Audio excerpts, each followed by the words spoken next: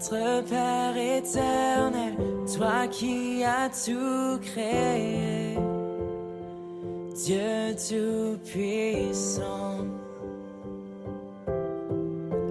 c'est par ton Saint-Esprit que Jésus fut conçu, Christ notre Sauveur. Oui, je crois. Ok, content de vous voir tous et toutes pour notre 9e culte Zoom. Bienvenue à tous ceux qui nous rejoignent, bienvenue aux habitués, bienvenue aux visiteurs. Soyez bénis, très très heureux de vous revoir aujourd'hui avec ce temps magnifique. On est content que le printemps commence à s'installer. Ça va nous aider pour le déconfinement progressif. Et puis heureux de vous accueillir pour ce culte exceptionnel, j'ai pas peur de le dire. Tout d'abord parce que tout simplement on va vivre des choses nouvelles, des choses uniques. Parce qu'il n'y a jamais eu de culte comme aujourd'hui. Chaque moment que nous passons ensemble est unique. Donc ce matin encore, on va vivre des choses uniques. Donc merci Seigneur pour cela. Merci Seigneur pour les temps de prière. Vous êtes désormais habitués, en tout cas si ce n'est pas la première fois que vous nous rejoignez, sur les bonnes pratiques que nous avons mis en place. Comme d'habitude, au moment où vous allez prendre la parole, eh bien, activez votre micro juste avant. Et puis ensuite, prenez la parole pour prier ou bien pour partager un don spirituel, une lecture biblique ou bien une pensée, une image ou un encouragement, quoi que ce soit. Donc, vous activez votre micro juste avant et puis ensuite, dès que vous avez terminé, vous désactivez le micro. Comme cela, ça laissera la place à d'autres. Alors, comme la semaine dernière, je voudrais vraiment encourager ce matin ceux qui ne sont pas habitués à prendre la parole à voix haute, à le faire. Donc j'aimerais demander aux habitués, parce que j'ai constaté, comme je fais les montages aussi des cultes, que souvent il y a les mêmes personnes qui interviennent. Donc c'est une très bonne chose, on est vraiment encouragé par tous ceux qui prennent la parole et qui le font régulièrement.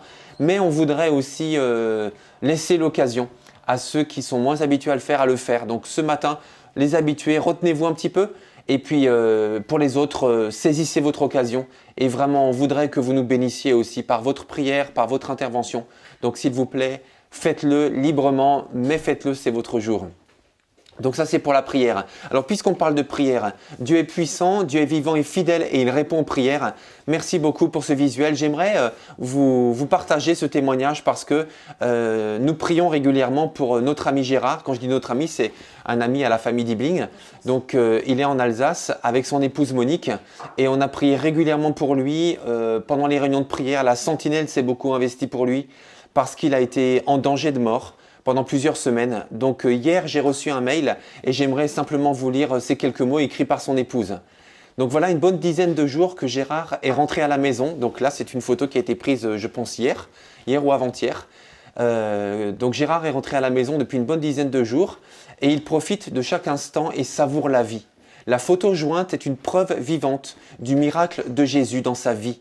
Après 66 jours d'hospitalisation, dont 24 jours de coma, vous le trouverez en forme. Selon les dires de ses enfants qui sont venus lui rendre visite, il a besoin de calme et de repos et jouit d'être à la maison. Et Monique a rajouté ce verset, « Goûtez et constatez que l'Éternel est bon ».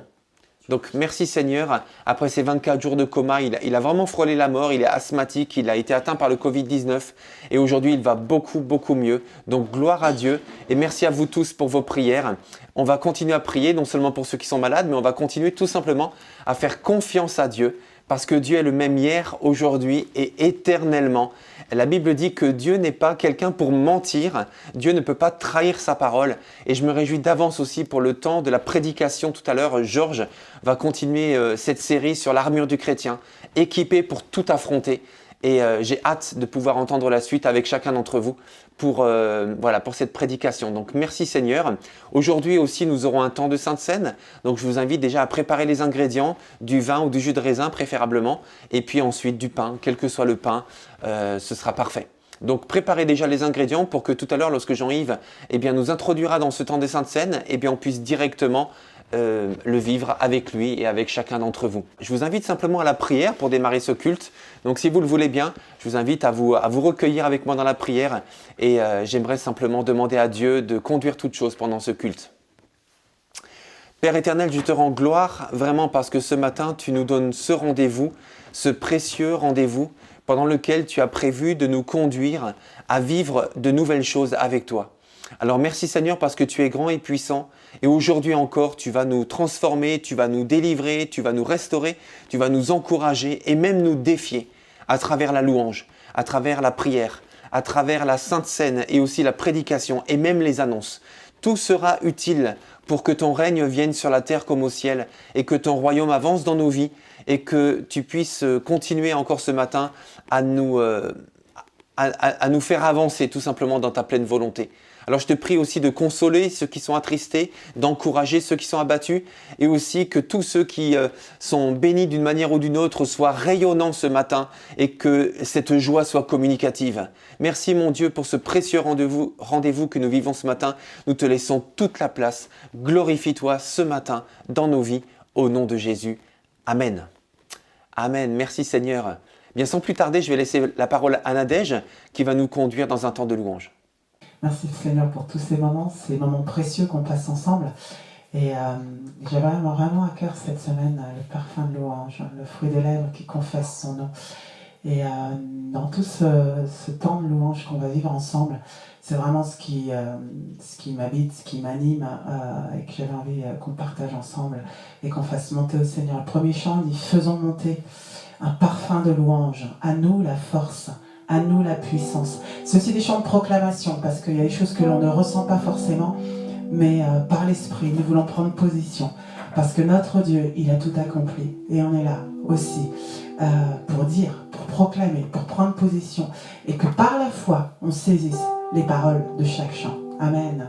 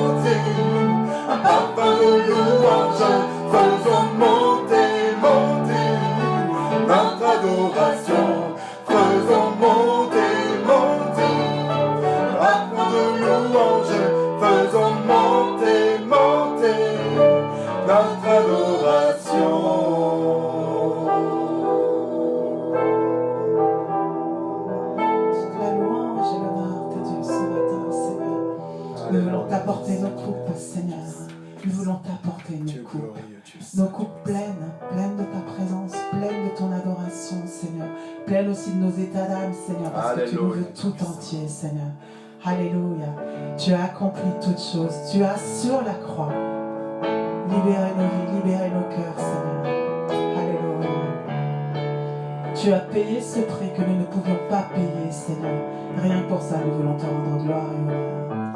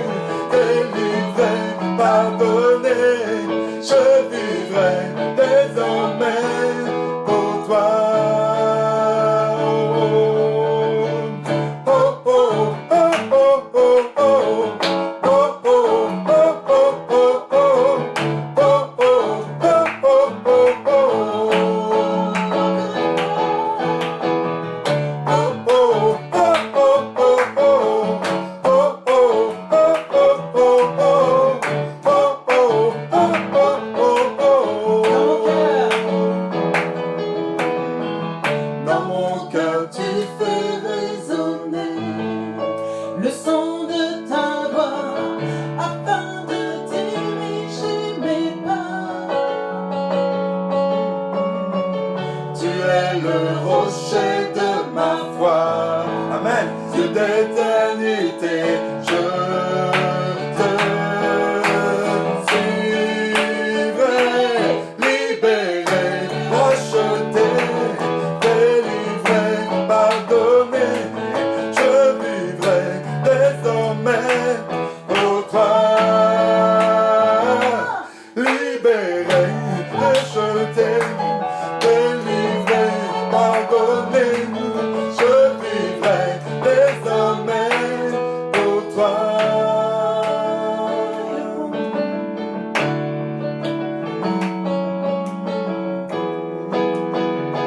Seigneur, garde-nous près de toi, Jésus. Nous voulons que tu sois notre secours et notre joie ce matin. Oh, garde-nous. Toujours près de toi. Oh, tu es mon secours et ma joie. Oh, garde-moi toujours près de toi. Encore une fois, Oh, garde-moi toujours près de toi. Oh, tu es mon secours et ma joie. Oh, garde-moi toujours près de toi.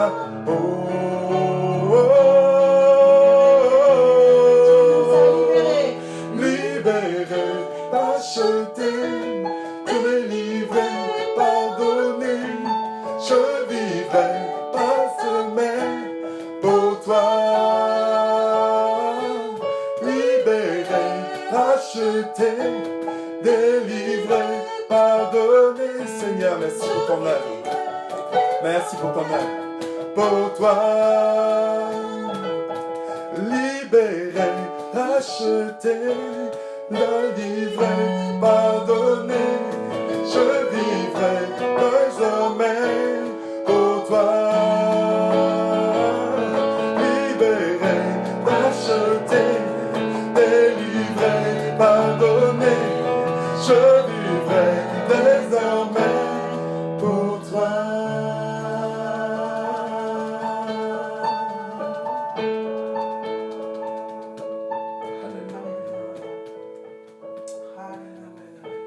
Toi, la sainteté, Dieu saint. Tu es merveilleux. Tu es glorieux. Luc 7. Jésus. Alléluia. Verset 36. Merveilleux. Un pharisien invita Jésus à manger. Jésus se rendit chez lui et se mit à table. Survint une femme connue dans la ville pour sa vie dissolue. Comme elle avait appris que Jésus mangeait chez le pharisien, elle avait apporté un flacon d'albâtre rempli de parfum. Elle se tint derrière lui, à ses pieds. Elle pleurait. Elle se mit à mouiller de ses larmes les pieds de Jésus.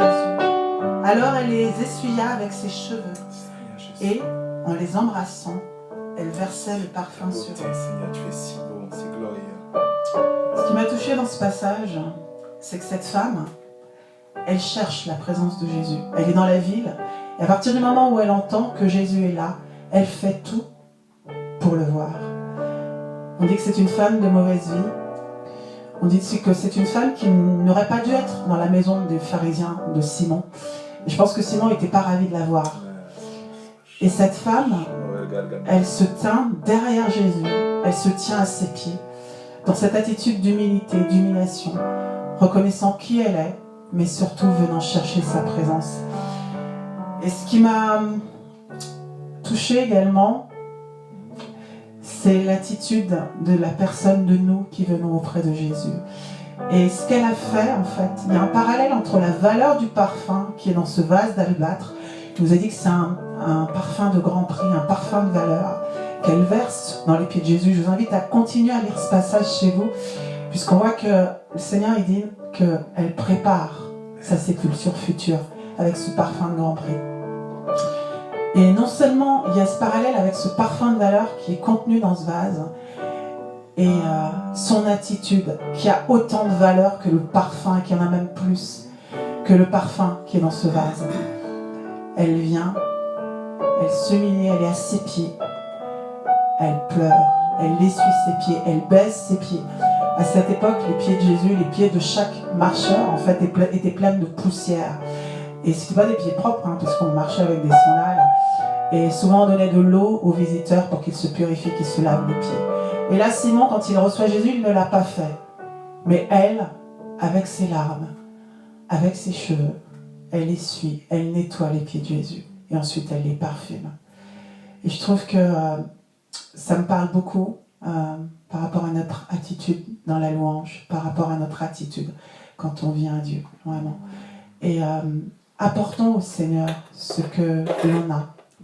Le Seigneur, il ne regarde pas si c'est super ou si c'est pas bien. Ce qu'il veut, c'est nous, tels que nous sommes. Nos cœurs en esprit et en vérité. Ce qu'il veut, c'est nous. Peut-être que tu ne te sens pas digne ce matin. Peut-être que tu as plein de soucis, que tu as des fardeaux. Viens au pied de Jésus. Fais comme cette femme ce matin. Parce que cette femme, elle était pécheresse, elle n'avait pas une vie super. Mais le Seigneur, il a reçu. Et il l'a mis en avant. Parce que ce qu'il veut, c'est nos cœurs, quel que soit leur état. Et le chant qui vient, il dit, je te donne tout. Le bon comme le moins bon. Mais je ne veux rien retenir. Je veux t'apporter ce que j'ai. Tel que je suis, il y a aussi un beau chant qui dit, tel que je suis, je viens à toi. Et c'est vraiment ce que je nous invite à faire ce matin. Venir à lui tel que nous sommes. Parce que ce que nous apportons de tout notre cœur, il a du prix à ses yeux. Il a une valeur à ses yeux. Alors, je te donne mon cœur. Il ne m'appartient plus.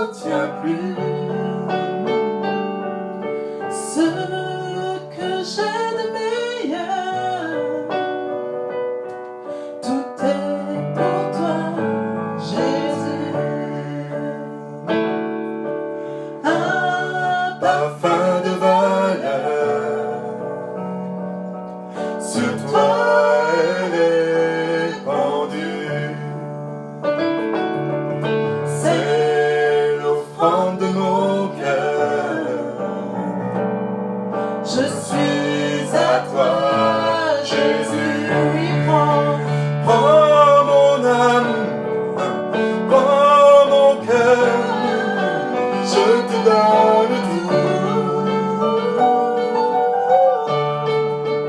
Prends ma vie, me voici, je te donne tout. Prends mon âme, prends mon cœur, je te donne tout. Prends ma vie, me voici, je te donne tout. Mon cœur est à toi, tout à toi, il est à toi, Jésus. Mon cœur est à toi, tout à toi, il est à toi, Seigneur. Mon cœur est à toi, tout à toi.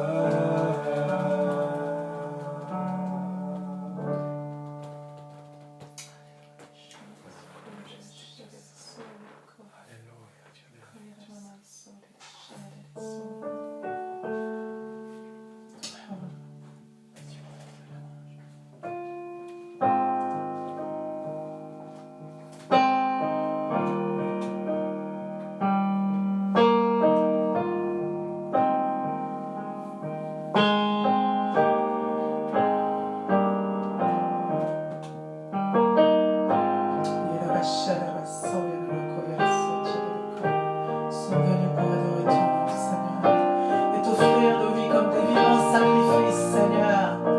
Le fruit de lèvres qui confesse ton nom, nous sommes là pour t'honorer et t'adorer, Seigneur.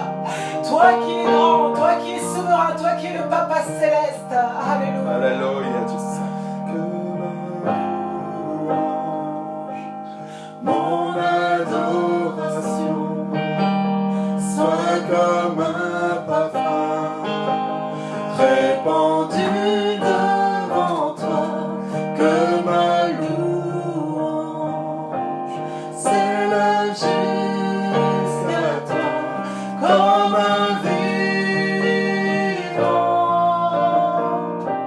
sacrifice, comme un vivant sacrifice, Que ma louange, que ma louange, mon adoration, soit comme un parfum répandu devant toi, que ma louange s'élève jusqu'à toi comme un vivant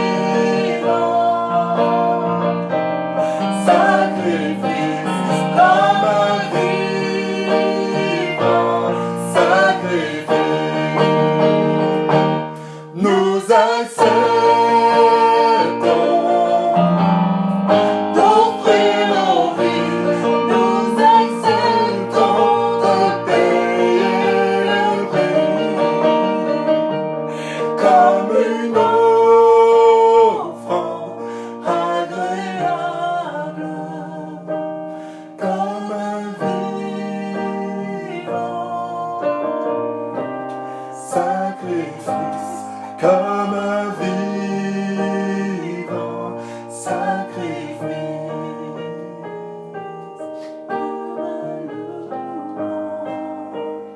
mon adoration, soit comme un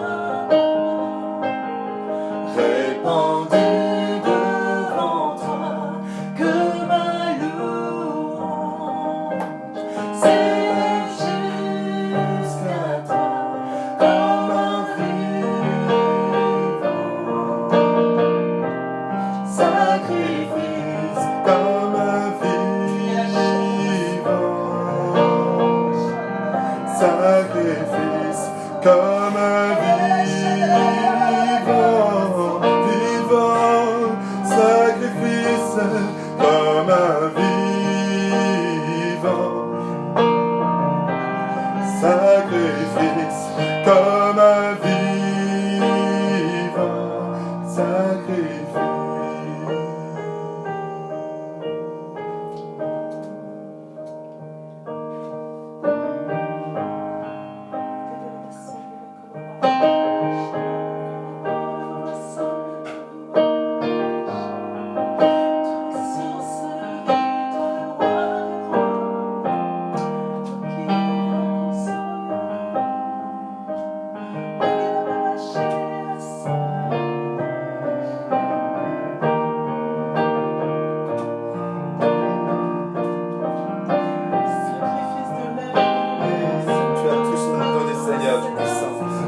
Sacrifié, Seigneur, de vivre. Donne-nous de comprendre, Seigneur, mon Dieu, cette mort et cette vie, une vie nouvelle, Seigneur, du puissant, alléluia. De pouvoir rentrer dans cette mort, Seigneur, mon Dieu, à notre chair, à notre moi, Seigneur, de tout-puissant, et à vivre une vie nouvelle avec toi, Seigneur, comme un vivant sacrifice, Seigneur. Donne-nous de pouvoir vivre ta parole, parce que c'est ta parole, que nous mourions à nous-mêmes, Seigneur, tout-puissant, et que nous vivions cette vie nouvelle en Jésus-Christ. Merci, Saint-Esprit, de nous montrer, de nous révéler ces choses, Seigneur.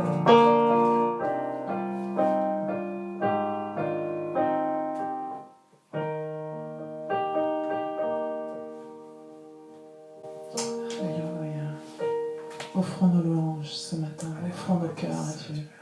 Élevons la voix, adorons-le car il en est digne. Offrons nos vies ce matin comme un vivant sacrifice, comme une louange qui lui plaise. Alléluia.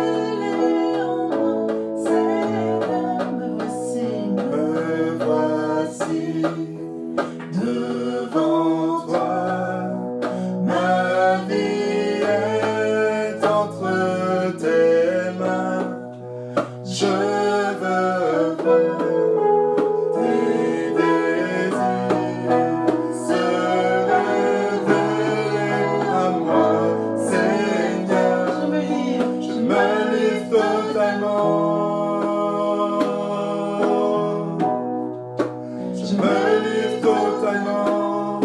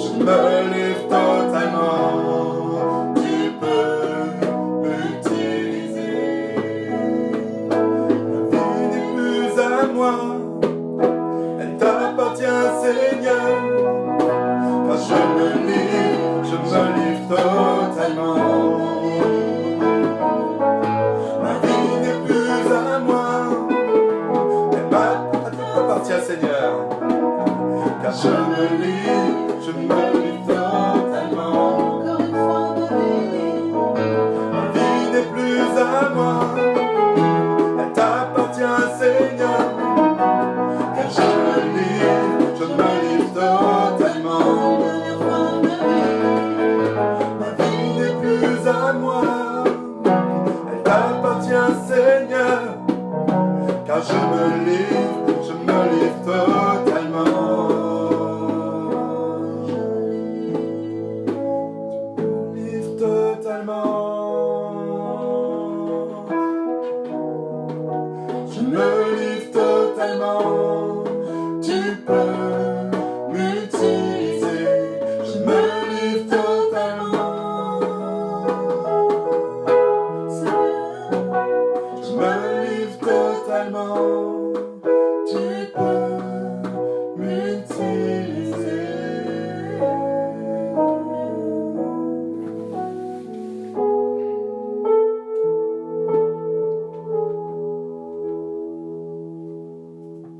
Nous voulons nous rendre disponibles, Seigneur. Nous voulons nous rendre disponibles à l'écoute de ton cœur, à l'écoute de ta voix, à l'écoute de ce que toi tu veux faire de nos vies, Seigneur. Parce qu'en fait, nos vies ne sont pas nos vies. Nous vivons ta vie. Nous vivons la vie que tu nous as donnée, celle que nous avons acceptée en acceptant ton sacrifice. Alors faisons ce qu'il te plaît. Faisons ce que tu veux. Tu vois combien de fois nous tenons les rênes, combien de fois nous essayons d'une manière ou d'une autre, Seigneur, de la mener par nous-mêmes. Mais en fait, nous voulons ce matin te dire que nous voulons la vivre par toi, par ton esprit. Alléluia, béni sois-tu, Seigneur. Béni soit ton nom. Seigneur, cette opportunité de pouvoir te prier, te parler, Seigneur. Merci pour le bonheur de t'appartenir, Père Saint. Sois adoré, sois magnifié, toi qui es au-dessus de tout, Seigneur. Le mot sont petits, Seigneur. Nous ne pouvons cesser de te remercier parce que tu fais tellement de choses, Seigneur, à notre égard et que nous ne sommes pas dignes. Il y a des fois, nous ne le voyons pas, Seigneur, toutes ces choses. Elles sont tellement nombreuses, Seigneur, à nos vies. Nous ne pouvons pas les voir et les compter tous. Mais Seigneur, nous pouvons te dire merci. Reçois toute l'adoration, la reconnaissance, la gratitude, l'amour de nos cœurs, parce que tu es le seul digne, Seigneur. Merci encore, Seigneur, pour ce moment de louange. Peu nous pouvons te dire, tes oreilles sont attentives et tu prends plaisir, Seigneur, à la louange de tes enfants. Je te loue, Père, je te glorifie dans le nom précieux de ton Fils bien-aimé Jésus, par ton Saint-Esprit. Amen. Seigneur mon Dieu, je voudrais simplement te remercier pour cette vie, pour ton Fils que tu as envoyé sur la croix, Seigneur. Merci pour la paix que tu nous donnes, qui nous permet de traverser cette saison, Seigneur. Merci pour la technologie qui nous permet de nous réunir durant cette saison, Seigneur mon Dieu. Merci pour ta fidélité, pour ta bonté, pour ta grâce, Seigneur. Merci, Seigneur. Je te remercie, Seigneur, pour cette journée. Merci pour, Seigneur, chaque jour qui s'ouvre à nous et que tu nous donnes, Seigneur, comme un cadeau. Nous voulons vraiment te remercier, Seigneur, pour voilà, la bonne santé de la plupart d'entre nous, Seigneur. Merci parce que tu es là et même dans la mauvaise santé, nous avons eu ce témoignage encore ce matin que tu es là même, Seigneur, dans les pires moments. Tu es présent, Seigneur. Tu accompagnes tes enfants. Vraiment, nous louons ta bonté. Nous louons, Seigneur, ta tendresse pour nous. Nous voulons louer, Seigneur Jésus, ta toute puissance et tes plans, mon Dieu, pour chacun. Je veux vraiment louer ta force aussi, ta force de guérison, Seigneur. Je veux louer, Amen. Seigneur, mon Dieu, ta victoire, Seigneur, voilà, quand elle est visible ou quand elle n'a pas l'air visible, Seigneur. Ta croix, c'était une victoire, c'était même un triomphe. Et pourtant, tout montrait le contraire. Seigneur, merci de nous ouvrir les yeux. Cette vision, Seigneur, de voir ton triomphe là où nous voyons des échecs, Seigneur. Nous voulons vraiment te louer, t'adorer ce matin. Merci pour tous ceux, Seigneur, qui sont là en église ce matin, mais aussi tous ceux qui sont alités, qui sont vraiment en difficulté, Seigneur, dans notre communauté, mon Dieu.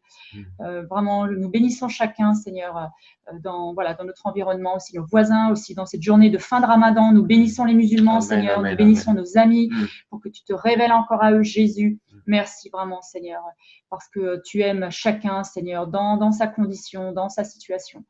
Tellement, tellement fort, Seigneur. Béni soit ton nom. Amen. Amen. Je voulais partager le psaume 103, versets 1 à 5. Que tout mon être bénisse l'Éternel, que tout ce que je suis bénisse le Dieu saint. Que tout mon être bénisse l'Éternel, sans oublier aucun de ses bienfaits. Car c'est lui qui pardonne tous tes péchés, c'est lui qui te guérit de toute maladie, qui t'arrache à la tombe. C'est lui qui te couronne d'amour, de compassion, et qui te comble de bonheur tout au long de ton existence. Et ta jeunesse comme l'aigle prend un nouvel essor. Amen. Gloire à Dieu, merci à chacun pour votre temps, pour vos interventions dans la prière ou lecture ou autre chose. Continuez encore à prier le Seigneur, à l'adorer. J'inviterai vraiment à chacun qui le souhaite d'élever la voix et d'adorer son Dieu parce que c'est une bénédiction pour l'Église. Ta fidélité est grande, ta fidélité est incomparable. Nul n'est comme toi, ô Seigneur. Grande ta fidélité. Ta fidélité. Jésus. Alléluia, Seigneur, alléluia, éternel, alléluia, Jéhovah Jireh, alléluia, au Dieu de victoire, alléluia, au Dieu qui n'oublie pas ses enfants. Je te remercie pour qui tu es, je te remercie parce que tu ne m'oublies pas, tu ne nous oublies pas, Père éternel. Tu as un regard favorable sur tes enfants, Seigneur Jésus. Dans la maladie, dans la tristesse, tu es là, tu ne nous abandonnes pas, tu es là, tu es notre soutien. Oh, merci pour ta fidélité, merci pour ta fidélité. Merci pour ta sainte présence, Seigneur. Merci parce que tu n'abandonnes aucun de tes enfants, Seigneur. Merci pour mes frères et sœurs. Merci pour la louange qui est montée vers toi, qui monte vers toi, Seigneur. Merci parce que tu reçois cela comme un sacrifice de bonne odeur, Seigneur. Alléluia. Dans 1 Timothée, chapitre 1er, versets 13 et 14, il est dit « Moi qui, autrefois, l'ai offensé, persécuté et insulté, mais il a été compatissant envers moi, car j'agissais par ignorance, puisque je n'avais pas la foi. Dans la surabondance de sa grâce, notre Seigneur a fait naître en moi la foi et l'amour que l'on trouve dans l'union avec Jésus-Christ. » Dans ce passage, en fait, je me rends compte que le Seigneur nous parle à travers l'apôtre Paul, et je me reconnais en ça. Moi qui l'ai offensé, persécuté et insulté, oui, par nos péchés, par mes offenses, parce que je faisais quand j'étais loin de lui, parce que je fais, par le péché que je fais, je l'ai offensé, je l'ai persécuté, je l'ai insulté, mais lui, il a été compatissant envers moi. Vraiment, ce passage me parle, et il parle de la surabondance de la grâce. Il ne faut pas oublier que la grâce de Dieu va au-delà de ce qu'on peut imaginer. Elle est plus grande que ce qu'on peut imaginer. Et c'est un don de Dieu. Merci Seigneur pour ton don. Merci pour la surabondance de ta grâce, pour ton amour et pour le fait que tu nous as fait connaître la foi. Seigneur, fais-nous connaître, fais-nous rentrer dans les profondeurs de ta grâce et de ton amour et fais-nous connaître à quel point cette grâce est abondante, à quel point on ne peut pas l'imaginer, à quel point elle va au-delà de ce qu'on peut imaginer. Merci parce que quand nous étions loin de toi, toi tu es venu vers nous. Tu es le Dieu qui va chercher et trouver ce qui était perdu. Alors je te remercie parce que tu es venu nous chercher. Nous ne le méritions pas. Et montre-nous les profondeurs de ta grâce. Plonge-nous dans les profondeurs de ton amour. Que ma louange s'élève jusqu'à toi. Comme un parfum doux et agréable, je veux te louer, je veux t'adorer. En esprit et en vérité. On va passer au moment de la Sainte Seine et j'aimerais inviter chacun à commencer à préparer son pain et son jus de raisin ou son vin. Et pour nous introduire dans ce moment, j'aimerais lire avec vous dans 1 Pierre 3, verset 18 Il nous est dit, Christ a souffert une fois pour les péchés, lui juste pour des injustes. Afin de nous amener à Dieu, il a été mis à mort quant à la chair et rendu vivant quant à l'esprit. Ce matin, nous voulons, en prenant le pain et le vin, nous rappeler ce que Jésus a fait pour chacun d'entre nous. Nous n'étions pas dignes de recevoir Dieu, mais Dieu a envoyé son Fils pour se réconcilier avec nous. Et au travers de ce pain et ce vin, nous voulons nous rappeler qu'il est parti nous préparer une place. Il est parti nous faire une place là-haut et un jour, il reviendra nous chercher. Et ce matin, c'est cette espérance que nous avons qu'un jour, nous reverrons Jésus. Nous le reverrons face à face. Alors, prenons le pain et nous, vraiment, je vais prier pour le pain.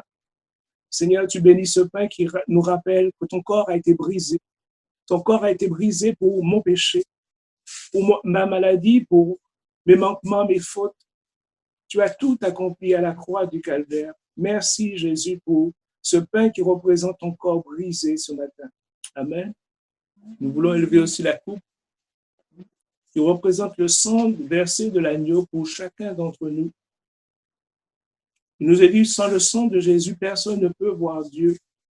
Alors ce matin encore, que vraiment dans la communion les uns avec les autres, nous voulons élever la coupe ensemble et lui dire merci dans le nom de Jésus. Amen.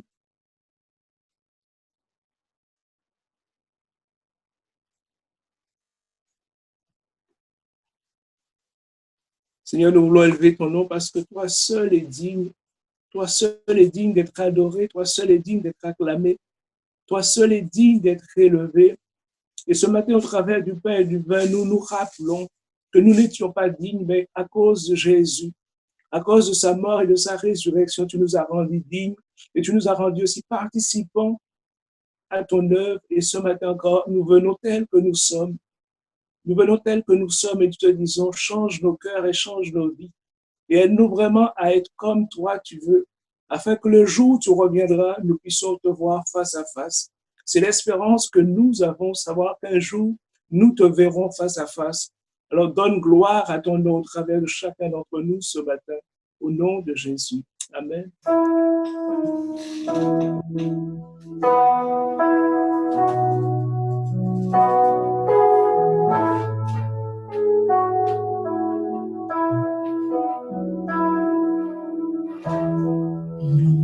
Comme toi tu t'es livré, Seigneur, nous voulons tout te donner encore.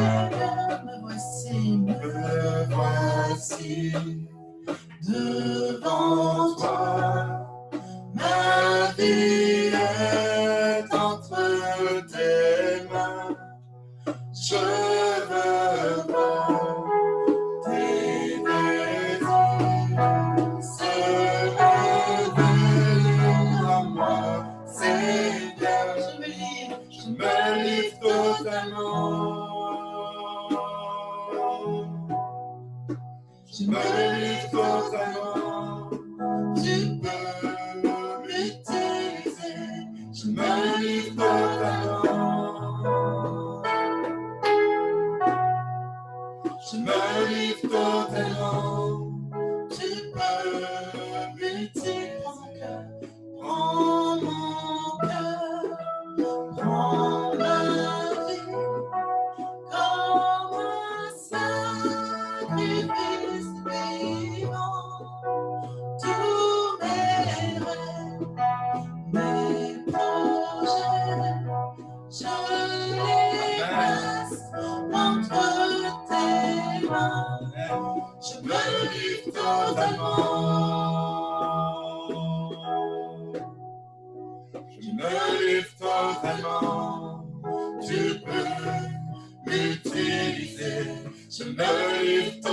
totalement. Oh, je te donne tout, Seigneur.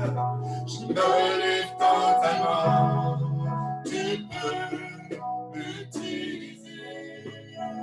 Ma vie n'est plus à moi. Elle t'appartient, Seigneur. Car je me livre totalement. Ma vie n'est plus à moi. Elle m'appartient, Seigneur. Car je me livre totalement. Encore une fois, ma vie n'est plus à moi. Elle t'appartient, Seigneur. Car je me livre totalement. Ma vie n'est plus à moi. Elle t'appartient, Seigneur. Car je me livre totalement.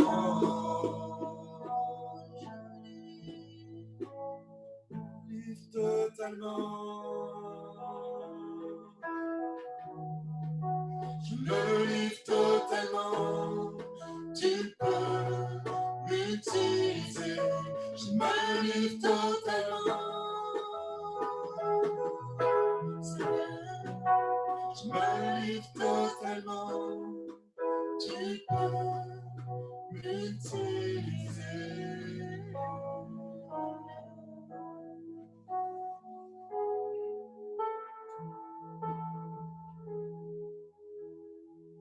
Nous vivons la vie que tu nous as donnée, celle que nous avons acceptée en acceptant ton sacrifice. Alors faisons ce qu'il te plaît.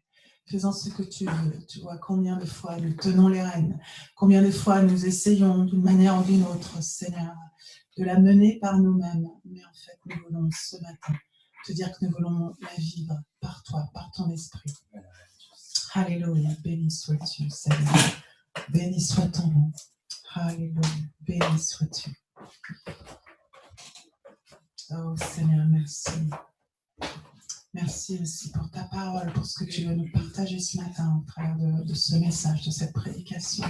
Merci pour les chants, Seigneur, pour les passages aussi que nous avons reçus de toi, Seigneur, parce que ta parole est vie et elle donne vie. Alléluia. La louange, alléluia, la gloire de Dieu, la louange, l'adoration sont des armes. On ne va pas parler forcément de la louange ce matin, mais tout à l'heure, vraiment, j'étais béni par tous ces temps de prière, de louange, où on s'est rendu compte aussi que Dieu siège au milieu de ces louanges, c'est ça que je voulais dire. Voilà, je voulais vous le partager. Merci en tout cas, merci Seigneur pour sa direction. Ce matin, on voit la deuxième partie de cette prédication, de ce message que le Seigneur m'a mis à cœur la semaine dernière sur l'armure du chrétien. Et Salomé, ce matin, me posait la question, mais sur quoi tu vas prêcher ce matin? Alors, c'est bien les enfants parce que ça permet de simplifier au maximum le message. Et en fait, le sujet, ça va être je lui ai répondu, en fait, c'est Dieu nous donne des façons de faire pour savoir résister au diable et aux difficultés. Voilà, je lui ai dit ça tout simplement. Et c'est de ça qu'on va parler ce matin. Et la semaine dernière, on a vu que le Seigneur, dans un passage qu'on va reprendre tout à l'heure, Éphésiens 6, à partir du verset 10, emploie une parabole. Moi, j'aime bien ce mot de parabole parce que c'est une image, en fait. Cette parabole de l'armure pour te donner ou pour me donner des clés à propos on a parlé de l'unité spirituelle des chrétiens, de tes relations, de mes relations, de ta capacité ou de ma capacité à faire face aux attaques du diable et donc aux mauvais jours. Et je crois que le Seigneur a commencé à nous dire des choses la semaine dernière. Alors, merci Patrick de passer les diapos. Si tu peux passer la suivante. Il a commencé à nous dire, je crois, viens puiser tes forces en moi, tiens ferme, résiste et viens saisir ton armure dans la communion avec moi. Et la communion avec moi, elle est dans l'amour, toujours en premier. Elle est dans la confiance en Dieu, dans l'obéissance à Dieu et dans la repentance. Ce sont des choses qu'on a abordées la semaine dernière. N'hésitez pas à réécouter ou à écouter ce message. Il est enregistré là en ligne. Comme ce message est enregistré, il sera diffusé aussi prochainement. Il nous a aussi dit, notre Papa Céleste, notre Papa Céleste, j'ai ressenti aussi qu'il veut nous apprendre à nous défendre contre le diable. C'est aussi l'explication de pourquoi cette armure, nous défendre contre le diable, mais pas à le vaincre, parce que Jésus l'a déjà fait à la croix. Et ce matin, on va rentrer un peu plus dans le détail. Alors, je sais qu'il y en a qui attendaient, qui se sont dit, mais pourquoi on n'a pas parlé de l'armure dans le détail la semaine dernière? C'est comme ça que le Seigneur m'a conduit. Et en tout cas, j'espère que ce sera une pleine bénédiction pour chacune et chacun. Et on s'est rendu compte de quelque chose, c'est que l'armure, il y a quelque chose de très particulier, c'est que les éléments de l'armure sont complémentaires.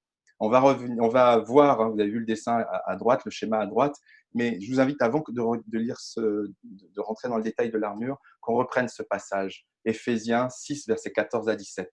Tenez donc ferme. Donc Paul répète cela à l'église d'Éphèse et donc à l'église d'aujourd'hui. Ayez à vos reins la vérité pour ceinture. Revêtez la cuirasse de la justice. Mettez pour chaussure à vos pieds le zèle que donne l'évangile de paix. Prenez par-dessus tout cela le bouclier de la foi, avec lequel vous pourrez éteindre tous les traits enflammés du malin. Prenez aussi le casque du salut et l'épée de l'esprit, qui est la parole de Dieu. Alors, plusieurs d'entre nous connaissent ce texte et peut-être d'autres ne le connaissent pas, ils vont le découvrir.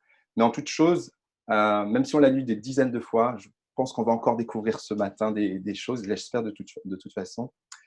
Là, le visuel que vous avez, le schéma que vous avez à droite, c'est un légionnaire romain du 1er siècle. Donc, c'est vraiment le siècle où Paul et Jésus ont vécu. Donc, c'est vraiment c'est une reconstitution fidèle de ce que Paul et Jésus ont eux-mêmes observé, puisqu'il y a eu plusieurs types de tenues, mais je ne vais pas vous faire l'histoire des tenues. Le but, c'est vraiment de rester sur quelque chose de spirituel. Et ce passage, vous avez remarqué, et tous les versets autour, avant et après, je vous laisserai vérifier, on l'a dit la semaine dernière, sont pleins d'impératifs. Tenez, ayez, revêtez-vous. Le langage est volontairement militaire, celui des instructions. Et en fait, pour rester dans l'ambiance caserne, un peu, hein, cette ambiance un peu d'ordre, de commandement, ce que je vous propose, on va passer à la diapo suivante, c'est de passer en revue le chrétien ou l'Église comme le dirigeant d'un pays ou un officier. Vous avez vu la photo de notre président qui passe en revue les troupes, la marine, hein, apparemment. Et en fait, ce qu'on va faire, c'est vraiment un passage en revue de chaque partie de l'armure. On va d'abord la décrire, ensuite on va décrire ce que ça peut vouloir dire spirituellement. Je reste prudent, mais j'ai prié, je pense que le Seigneur m'a inspiré sur l'essentiel de ce qui va être dit. Et nous demander aussi concrètement pour nous ce que le Seigneur attend de nous, ce que le Seigneur attend de toi ou de moi. Donc vraiment, on va examiner cette armure. Je voudrais juste dire quelque chose qui peut aider à situer les choses. Cette armure est lourde. Elle pèse autour de 20 kilos. Je l'ai dit la semaine dernière. Et elle est assez complexe. Il y a plus de 10 pièces selon les modèles. Et elle est contraignante pour le soldat. Ça veut dire que c'est très bien serré et le soldat montre par là qu'il accepte d'être soumis, qu'il accepte l'autorité, qu'il accepte de se soumettre à une autorité, un centurion, un officier, peu importe.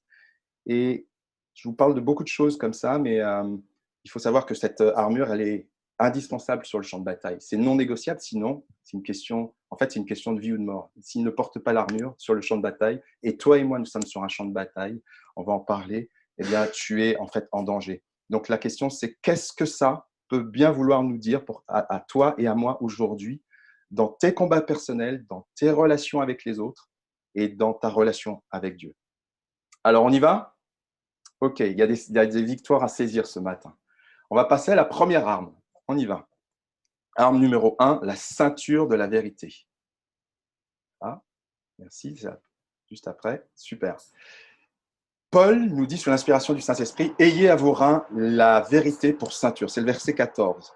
On a vu, on peut passer à la diapo suivante, on a vu que le légionnaire porte quelque chose qu'on appelle en latin, alors ce matin on va être beaucoup dans le latin évidemment, c'est Rome, le cingulum, la ceinture tout simplement. Et ce cingulum, c'est une grande courroie en cuir qu'il porte par-dessus l'armure. Apparemment c'est très banal, sauf qu'il faut comprendre que c'est la pièce la plus essentielle de toute l'armure. Pourquoi ? Parce qu'elle maintient tout le reste ensemble. Toutes les parties tournent ou s'appuient sur le cingulum. C'est elle qui tient la cuirasse en place. C'est elle qui fait que le bouclier, quand le soldat veut l'attacher sur son côté pendant le temps de repos, il la pose sur son cingulum. Son épée est suspendue au cingulum quand il ne l'utilise pas. Et à mon avis, c'est certainement pour ça que le Saint-Esprit inspire d'abord la ceinture. C'est l'une des raisons, en tout cas, c'est parce que c'est une pièce essentielle. Mais on peut se poser la question, mais pourquoi la ceinture de la vérité? On va y venir. Le sens spirituel de ça, quand on parle comment dirais-je, de pièces essentielles qui unit tout le reste, c'est que cette ceinture symbolise justement la coordination, l'unité. Et l'unité, mais pourquoi la vérité en fait, hein? Pourquoi l'unité, la vérité, la ceinture, c'est quoi le lien en fait? La vérité, dans la Bible, c'est une qualité qui est essentielle. Je pourrais vous donner des versets, mais on ne va pas tous les citer. C'est une qualité que Dieu demande et apprécie chez les hommes. Il y a des proverbes pour ça, Proverbe 12 notamment. Mais la vérité, c'est aussi une personne. Et la vérité, je l'ai prêché il y a quelques temps. Alors, ce n'est pas tout de suite, Patrick. On reste sur la précédente. La vérité, c'est ce que Dieu dit, contrairement à la réalité. Quand Dieu dit, c'est la vérité, parce que Dieu est la vérité. Sa parole est la vérité. Et cette vérité est citée en opposition, elle est citée en premier, en opposition avec le diable, qui est dans les versets qui sont un petit peu avant, au verset 11. Le diable est cité, et là, c'est la vérité qui est mise en avant, parce que le diable est le père du mensonge. Donc, il y a cette opposition entre le père du mensonge et tout de suite se positionner dans la vérité. Que ce qui est vrai, que ce qui est digne d'honneur, juste, etc., soit l'objet de vos pensées. Philippiens 4. Et justement, page d'après, ce que le Seigneur attend de toi et de moi concernant la ceinture de la vérité, c'est qu'on pratique toujours la vérité, parce qu'elle est la base de notre protection spirituelle. Tu ne peux pas être protégé spirituellement si tu vis dans le mensonge, si tu as des compromissions par rapport à la vérité. Ce que Dieu désire, c'est que tu gardes, que tu préserves cette vérité, parce qu'elle est essentielle. Le risque d'erreur ou de dérive est toujours réel parmi les chrétiens ou dans l'Église. C'est que tu évites le mensonge, que tu évites ce mensonge de croire, par exemple, que c'est toi qui obtiens ou que c'est moi qui obtiens la victoire, c'est Jésus qui l'a obtenue. C'est que tu évites le mensonge de croire que nous n'avons pas à combattre. Ça, c'est un autre mensonge. Il y a d'autres mensonges aussi dans ce qu'on appelle le combat spirituel, c'est-à-dire le combat avec les actions ou les pensées que l'ennemi de nos âmes veut, les attaques qu'il peut avoir vis-à-vis de nous de différentes sortes. Il y a deux autres erreurs, c'est de voir le diable partout, et je ne vais pas vous parler que de lui, ce n'est pas le plus intéressant, mais il faut quand même en parler. Par manque de discernement, par peur, on le voit partout. Ça, c'est une grosse erreur. Et à l'inverse, c'est de ne le voir nulle part, ou de ne pas le voir quand il est là. Et ça, c'est souvent par rationalisme. On veut tout rationaliser, tout dire non, c'est pas possible, etc. Ou par aveuglement, qui est aussi une autre forme de manque de discernement. Donc, dans tes combats personnels, ce que le Seigneur attend de toi et de moi, c'est d'avoir une vraie relation avec lui. C'est de savoir qu'aucun combat à ses côtés ne peut se passer de la vérité. Aucun combat ne peut se passer de la vérité. Deuxième arme, on passe en revue, hein, vous voyez, comme un chef militaire ou un chef d'État. Voilà. Première arme, on l'a vu. La deuxième arme, c'est la cuirasse de la justice, toujours au verset 14. Revêtez la cuirasse de la justice. Il y a plusieurs types de cuirasses. Je ne vais pas faire un historique des cuirasses, mais celle que je vous ai montrée et qui nous sert un peu de modèle, on appelle ça la lorica segmentata. Bon, peu importe le nom, c'est son nom en latin. Mais c'est fabriqué avec des bandelettes, merci Patrick, c'est fabriqué avec des bandelettes de métal maintenues par des courroies de cuir. C'est très particulier. C'est du métal qui est tenu avec du cuir et c'est fixé, comme je vous le disais tout à l'heure, à la ceinture, cette fameuse ceinture de la vérité. Et elle était faite de plaques devant, derrière. Enfin, il y a tout un système. Il faut savoir que c'est la partie la plus lourde de l'équipement. Et je vous disais que la cuirasse pouvait peser à peu près 20 kg. Dans certains modèles de cuirasse, l'armure pesait 20 kg. Dans certains modèles de cuirasse, la cuirasse, elle seule, pouvait peser 20 kg. Donc l'ensemble forcément pesait plus lourd. Mais le sens de ça, qu'est-ce que ça veut dire ? je suis en train de vous dire que c'est la partie la plus lourde, que c'est une partie qui maintient, qui est fixée à la ceinture. Peut-être que le Seigneur est en train de nous dire que la cuirasse de la justice, c'est une qualité qui est essentielle, que Dieu apprécie chez les hommes. Maître, il y a un verset qui dit dans Colossiens, Maître, accordez à vos serviteurs ce qui est juste et équitable, sachant que vous aussi, vous avez un maître dans le ciel. Voilà, il y a plein d'exemples de justice où Dieu exhorte à la justice dans l'Ancien Testament, dans le Nouveau Testament. On va y venir. C'est la base, la justice, c'est la base du trône de Dieu. Je vous ai donné 2 références. C'est le sens, c'est aussi l'un des noms de Dieu. Dieu, vous savez, ou vous ne savez peut-être pas, mais en tout cas, Dieu se fait connaître sous plusieurs noms. Dieu qui pourvoit, Dieu qui guérit, Dieu qui aime, Dieu qui sauve, etc., etc. Et il y en a un qui est l'Éternel, ma justice. Yahvé Tikdenu. Ça veut dire que c'est même dans l'essence de la personne de Dieu. C'est tellement important pour lui, cette justice. C'est l'une des principales œuvres aussi que Jésus-Christ a faites pour toi et pour moi à la croix. C'est qu'il s'est substitué à nous. Il a pris notre place pour que nous soyons à notre tour justifiés.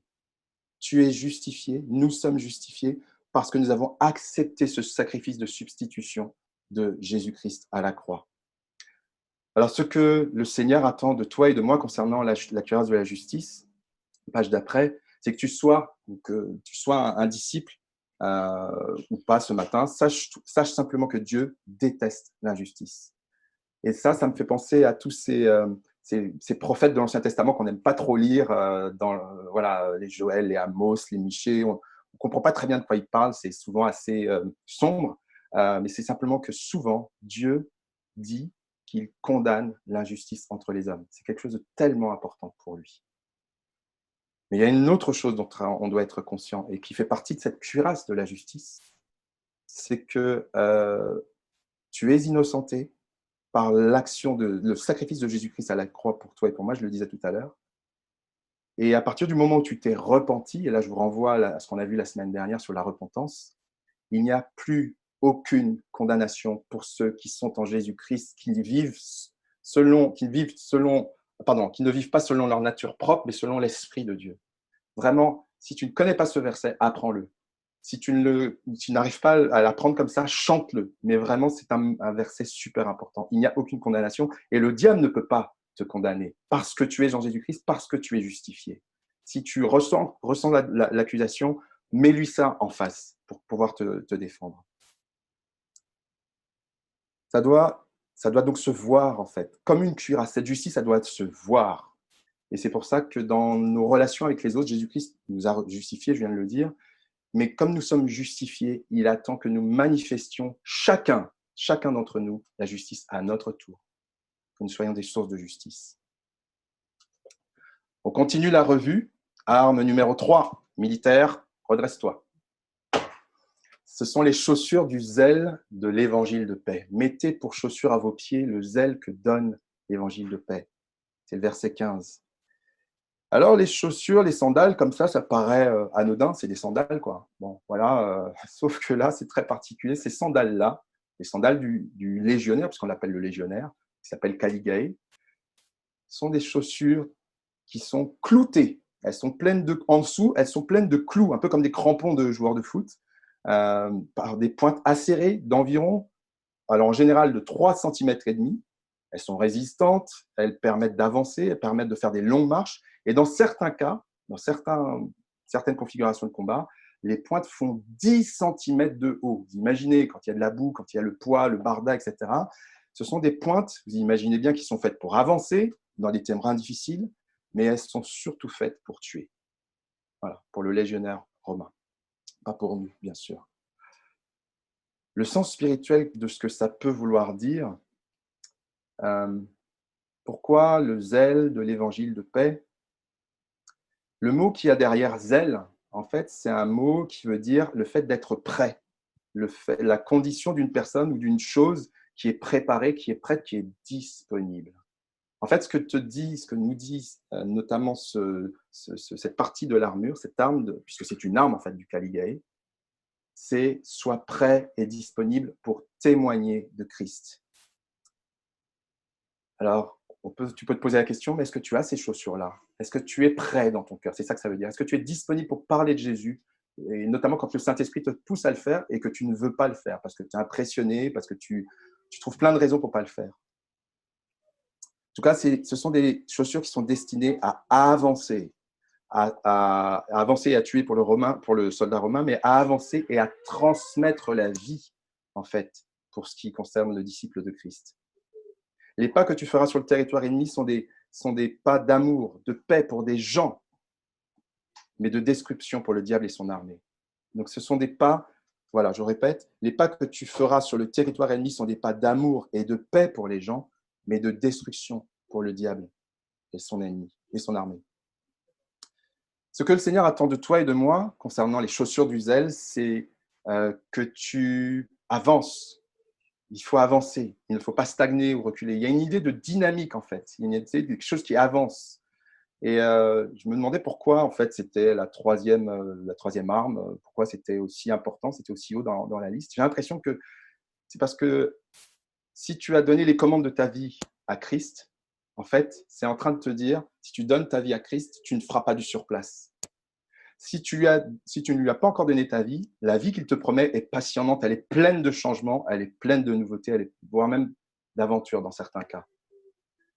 L'évangile est une nouvelle qui demande aussi du mouvement. Et ça nous fait penser à Jésus. Jésus, il marchait, il allait dans les rues, dans les villages, dans les villes, il marchait avec ses disciples. Et l'évangile, c'est une nouvelle, c'est une bonne nouvelle, c'est la bonne nouvelle, mais ça demande du mouvement. Le mouvement de l'esprit, conduit par l'esprit. Et c'est pour ça que c'est l'une des raisons, je pense, pour laquelle il y a ce verset. Ils sont beaux sur les montagnes, les pieds de celui qui apporte de bonnes nouvelles, qui publie le salut. Donc, dans ta relation avec l'Éternel, avec Dieu, Jésus, Dieu me demande encore aujourd'hui si tu veux avancer sur son chemin. C'est ça un peu la symbolique et le message, je crois, de ces chaussures. Est-ce que tu veux encore avancer sur son chemin, sachant que le chemin, c'est Jésus-Christ? Ce chemin qui transmet la vie, la guérison, la restauration, est-ce que tu veux être un agent de ça? Est-ce que tu es vraiment disponible pour cette vie-là? Quatrième arme militaire, présente ton bouclier. Bouclier, l'arme numéro 4. Prenez par-dessus tout cela le bouclier de la foi avec lequel vous pourrez éteindre tous les traits enflammés du malin. Alors, toutes les armes sont intéressantes, mais celle-là, elle est particulièrement intéressante. Je vais peut-être être un tout petit peu plus long, mais voilà, je pense que c'est nécessaire.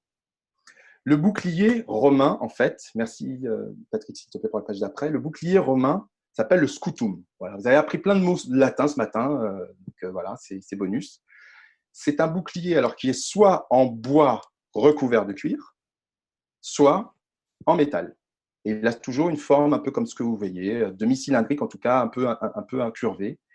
Sa taille est d'environ 1,20 m. Ce qu'il faut savoir, c'est qu'il est imperméabilisé. Il faut qu'il soit imperméable surtout à l'eau. Hein, et vous imaginez, les militaires font la guerre évidemment dehors, hein, forcément. Donc imperméabilisé à l'huile. Ensuite, il est séché. Et ensuite, il est trempé dans l'eau. Pourquoi? Pour éteindre les flèches enflammées des adversaires. Et on va revenir là-dessus tout à l'heure, bien sûr.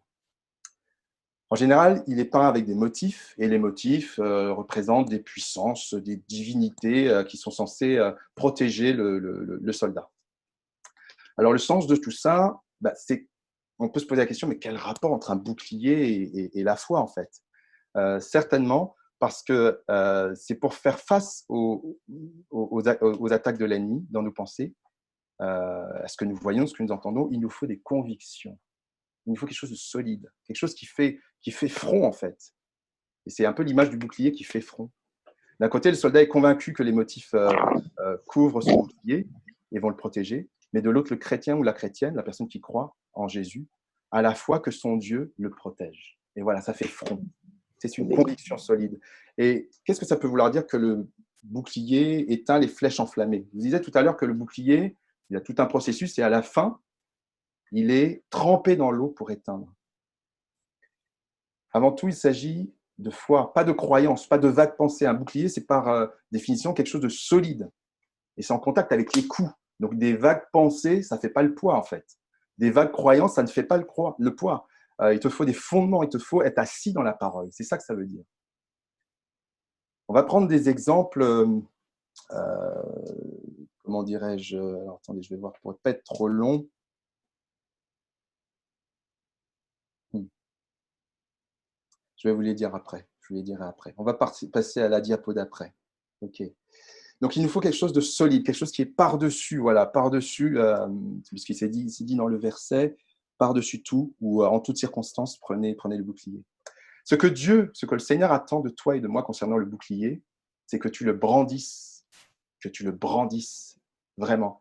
Et ça peut être on va prendre 2 situations, voilà, qui me sont venues à l'esprit. Je vais prendre l'exemple du mariage et je vais prendre l'exemple des affaires, du business. Imagine, tu penses à te marier, tu n'es pas encore marié, et tu as une pensée qui te dit elle est belle, hein, il est beau, hein, vous amusez bien ensemble, ça suffit, il n'y a pas besoin d'aller plus loin en fait. Hein. Voilà, la pensée vient et puis tu l'entretiens, et puis tu l'as peut-être entendu par quelqu'un, mais ce que tu peux avoir comme bouclier de la foi, et qui peut aussi t'éviter de tomber dans un piège, parce que cette pensée peut être un piège. Alors, je ne dis pas qu'évidemment, la beauté n'a pas d'importance, mais c'est loin d'être le plus important. Je peux opposer la prière ou la pensée. Seigneur, ce qui m'importe, c'est de faire ta volonté. Je me rappelle que tu m'as parlé par ce verset qui dit « Moi et ma maison, nous servirons l'Éternel ». C'est un verset qu'il y a dans Josué. Alors fais ce que tu veux, Seigneur. Et merci de me donner la bonne personne et la patience, parce que c'est ça le plus important pour moi. Donc, face à cette pensée, tu as vu, elle est belle, etc., qui pouvait être un mensonge, tu opposes cette parole sur laquelle tu t'appuies, que tu as reçue d'une manière ou d'une autre, dont tu es convaincu, moi et ma maison, nous servirons l'Éternel. L'autre exemple, c'est dans les affaires. La pensée, il y a des gens qui viennent te dire ils vont faire des super associés, ces gens avec lesquels tu veux travailler. C'est des super associés. Ils ont de l'expérience, c'est les seuls qui s'intéressent à ton projet. Et en plus, ils sont prêts à investir 80 000 € dans ton projet. C'est une somme quand même, c'est pas rien. Alors pense-y, réfléchis bien. Et face à ça, tu te rappelles cette pensée, cette prière. Seigneur, je veux par-dessous tout te plaire. Les associés auxquels je pense sont tous athées. Et plusieurs fois, tu m'as encouragé dans ce projet, mais je me rappelle qu'il y a quelqu'un qui a rêvé de moi et qui a, dans ce qu'il a entendu, ne formez pas avec les incroyants un attelage disparate. Ça veut dire, ne vous associez pas avec des gens qui n'ont pas la même foi que vous, parce que c'est un grand risque. 2 Corinthiens 6, verset 14. Alors, ça peut choquer, ça peut surprendre ce que je suis en train de dire, mais en tout cas, voilà, c'est simplement de dire ta parole qui vient en opposition à une tentation, une attaque, une ruse du diable, puisque c'est de ça qu'on parle. Donc, on voit que toi et moi, on a une foi, et le Seigneur souhaite que tu aies une foi comme un bouclier solide, fondé sur la parole, et qui est trempé dans l'eau. Et l'eau, c'est souvent le symbole du baptême d'eau, de la vie qui est conduite par l'Esprit de Dieu. Trempée dans l'eau, c'est un peu ça, conduite par l'Esprit de Dieu. Baignée par la prière, baignée dans la louange, baignée dans la communion, la relation que tu as avec Dieu. Ce bouclier, il est trempé dans l'eau. Il est capable, du coup, d'éteindre les flèches enflammées du diable. Voilà, donc dans notre relation avec Dieu, notre foi en Jésus, sa personne, son œuvre, son action est notre plus solide protection. On avance, 5e arme, il y en a 6. 5e arme, le casque du salut. Soldat, présente ton casque. Prenez aussi le casque du salut. Le casque du Romain, du soldat romain, est très équipé. Il y a plusieurs modèles, peu importe.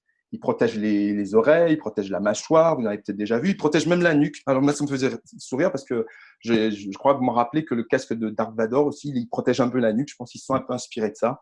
En tout cas, voilà, il y a cette protection de la tête qui est extrêmement importante. C'est la pièce la plus importante de toute façon pour protéger la tête, ça c'est très clair, contre tous les coups fatals ou fataux, je ne sais pas comment on dit, je crois que c'est fatal. C'est un casque qui pouvait peser jusqu'à 7 kilos. Jusqu'à 7 kilos. Essayez de mettre 7 kilos sur votre tête et gardez ça toute la journée. Vous allez voir ce que ça fait. C'était sans doute la pièce la plus remarquable de l'armure. Vous imaginez en plus, là, alors là, on a un simple soldat avec un galéa, comme on appelle ça, voilà, assez rudimentaire. Mais vous avez, je ne sais pas si vous voyez dans les films, les péplums, les films d'époque romaine, etc., Gladiator ou d'autres choses, voilà. Vous savez, les centurions avec l'espèce de crête sur la tête. Hein, donc, il y a tout un apparat. C'est quelque chose qui doit être vu, qui doit être reconnu. Et j'ai appris ça aussi. C'est une pièce, c'est l'une des pièces qui, vous savez, quand comment dirais-je, les généraux reviennent à Rome après une victoire, et merci à Annie tout à l'heure, elle a parlé de triomphe dans sa prière. Et ben voilà, ça s'appelait vraiment comme ça s'appelait le triomphe. Il défilait, et derrière lui, il y avait des gens qui portaient les casques des personnes vaincues. Un peu comme des scalps, en fait, si on préfère. Voilà, dans un autre contexte. Le sens spirituel de ça, qu'est-ce que ça peut être? Dans la Bible, on va parler du salut. Le salut, c'est le cadeau, c'est le don gratuit que Dieu, le Père, nous offre pour nous délivrer de l'emprise du péché, du diable et de la mort. Car le salaire du péché, c'est la mort. Mais le don gratuit de Dieu, c'est la vie éternelle en Jésus-Christ, notre Seigneur. Amen. C'est un don gratuit. Il y a plein de versets qui parlent du salut, je ne vais pas tous les citer, ce n'est pas le but. Du coup, faire une analogie entre le salut et le casque romain, ça revient à mettre en avant que, vous vous rappelez ce que je vous ai dit sur le casque c'est le plus important, c'est le plus remarquable, c'est le plus lourd, et ça parle du triomphe. Ben, c'est exactement ça.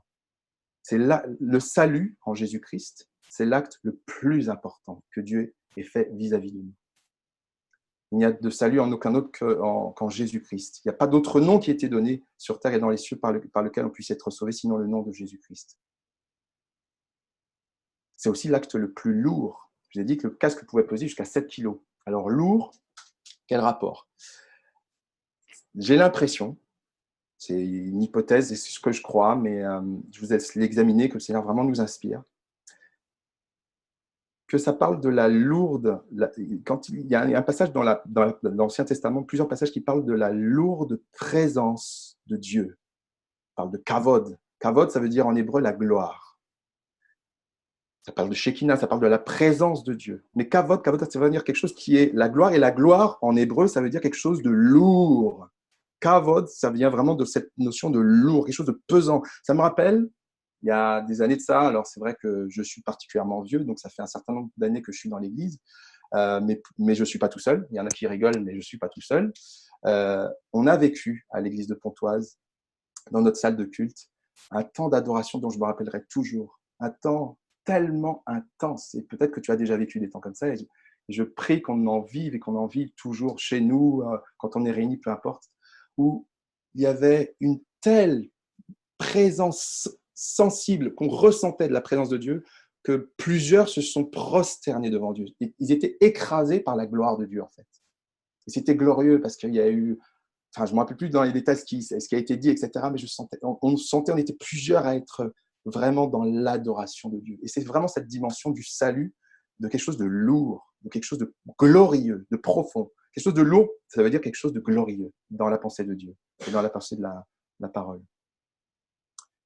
C'est aussi, pour en revenir au casque et au salut, le salut, c'est l'acte le plus remarquable, c'est-à-dire le plus visible et admirable du point de vue spirituel. Dieu et les anges savent que tu es sauvé, mais aussi le diable et ses démons savent si tu es sauvé. Et inversement, malheureusement, si tu ne l'es pas. Mais en tout cas, si tu l'es, ils le savent. Et je vous disais que ce casque parle aussi de triomphe. Et là, on parle du triomphe de Jésus-Christ. Et c'est exactement la prière d'Annie tout à l'heure, le triomphe de Jésus-Christ à la croix, où les dominations et les autorités, c'est-à-dire les puissances mauvaises, les plus élevées, on l'a vu ça la semaine dernière, ont été dépouillées. Lisez Colossiens 2, verset 15, c'est exactement ce qui est dit. Colossiens 2, verset 15. Les dominations et les autorités, les puissances les plus élevées dans la hiérarchie maléfiques ont été dépouillés. Alors ce que le Seigneur attend de toi et de moi, concernant le casque, c'est que tu te rappelles de sa grâce. C'est que tu cherches et que tu cultives ce qui glorifie Dieu. C'est que tu choisisses un exemple. Pour être très concret, ça veut dire quoi, glorifier Dieu? Un exemple très concret, tu peux dire que tu choisis de dire la vérité dans telle situation, vis-à-vis de ta famille, tes voisins, au travail, peu importe, au collège, à l'école, peu importe. Tu as choisi de dire la vérité parce que quand tu es tenté de mentir pour te protéger, voilà, ou vis-à-vis des impôts, c'est la période de la déclaration des impôts, tu es tenté de dissimuler un petit peu, mais non, tu as choisi de dire la vérité, tu as choisi parce que tu es sauvé. Et ça glorifie Dieu. Tu cherches premièrement aussi à être remarqué par, comment dirais-je, le casque, ce casque qui est tellement visible, tellement remarquable, ça parle aussi du fait d'être remarqué par ton Papa Céleste, dans le lieu secret, dans la discrétion. Pas pour être vu des hommes, mais c'est par humilité. Tu cherches vraiment l'humilité, parce qu'elle précède la gloire, comme dit la parole. Tu cherches vraiment à être remarqué par Dieu, pas par les hommes. C'est ça qui est plus important pour toi. Page d'après. Dans ta relation avec Dieu, Jésus-Christ est ton sauveur ou mon sauveur. En tout cas, je l'espère vraiment de tout mon cœur. Fais donc tout pour que sa gloire soit vue, qu'elle soit remarquable, sa gloire soit vue dans le monde visible et dans le monde invisible. C'est ça le sens du casque. L'épée de la parole. Soldat, présente ta 6e arme, c'est la dernière. C'est la dernière. Et l'épée de l'esprit, donc voilà, il dit, verset 17, prenez le casque du salut et l'épée de l'esprit qui est la parole de Dieu. Le glaive, le gladius d'ailleurs gladiateur, c'est le même sens, hein. Le glaive, qu'on appelle le gladius en latin, c'est une épée qui est assez courte pour une épée, parce qu'elle mesure entre 60 et 90 cm, elle est large d'à peu près 4 à 7 cm, voilà, si vous voulez des chiffres. Et ce qui est particulier, c'est 2 choses. C'est qu'elle est très maniable, elle pèse 600 grammes, entre 600 grammes et 1,5 kg, ce qui pour un soldat est rien du tout. Voilà. Donc elle est très maniable et elle est à double tranchant. On va revenir sur ces 2 caractéristiques tout à l'heure. Le sens spirituel de l'épée, de la parole, on peut se poser des questions, mais pourquoi c'est la seule? Vous avez remarqué que toutes les autres armes, à part peut-être les chaussures que j'ai découvertes, mais en vérité, toutes les autres armes sont plutôt défensives. Voilà, les chaussures ne servent pas toujours à tuer. Voilà. Mais en tout cas, c'est l'arme qui est clairement, de manière résolue, offensive. Il y a peut-être plusieurs possibilités par rapport à ça. C'est que Dieu nous donne cette arme, la seule qui soit offensive, peut-être pour nous rappeler ce que je vous ai déjà dit, c'est que le but premier de Dieu, c'est de nous apprendre à résister au diable, résister à ses attaques, résister à ses mauvaises pensées dans notre communion avec lui. Et on peut résister avec une épée. Peut-être la deuxième raison, c'est qu'il faut aussi parfois savoir porter des coups. On est dans la résistance, mais parfois il faut savoir porter des coups avec une arme qui peut paraître dérisoire, la parole de Dieu. On dit, mais comment une parole peut être une arme? Ben oui, la parole peut être une arme, la parole de Dieu en particulier. Elle est pourtant, elle est d'une puissance incomparable, puisque l'univers tout entier a été créé par la parole. Il n'y a pas d'arme plus puissante qui peut te relever, qui peut te restaurer, qui peut t'éclairer, qui peut te guérir, qui peut te faire tellement de bien. Elle leur paraît dérisoire, et donc ça veut dire qu'elle demande de fonctionner d'une manière un peu particulière. Elle demande de dépendre de celui qui a donné la parole. Et là, on se rend compte que c'est une arme très particulière. Alors là, je voudrais faire une parenthèse. J'espère que vous êtes toujours avec moi et que tout va bien. Je vais juste mettre peut-être Voilà, si je peux voir vos têtes. Voilà, ça me fera du bien. Voilà, ça va? Est-ce que vous êtes toujours avec moi? J'espère que personne ne dort, hein? Voilà, c'est pas fini, j'ai bientôt fini. Voilà, c'est juste pour m'assurer que vous êtes bien encore avec moi. Ben oui, parce que je ne suis pas dans une salle avec vous. Voilà, super. Voilà, que le Seigneur vous bénisse. Je vais juste faire une parenthèse parce que quand j'ai préparé cette prédication, je crois que je vous l'ai dit la semaine dernière, le Seigneur m'a mis à cœur, je crois vraiment que ça vient de lui, 2 pensées très très fortes. On parle de l'armure du chrétien et les 2 pensées qui me revenaient tout le temps, c'était l'obéissance, je vous en ai parlé la semaine dernière, et c'était la repentance. Pardon, le repos.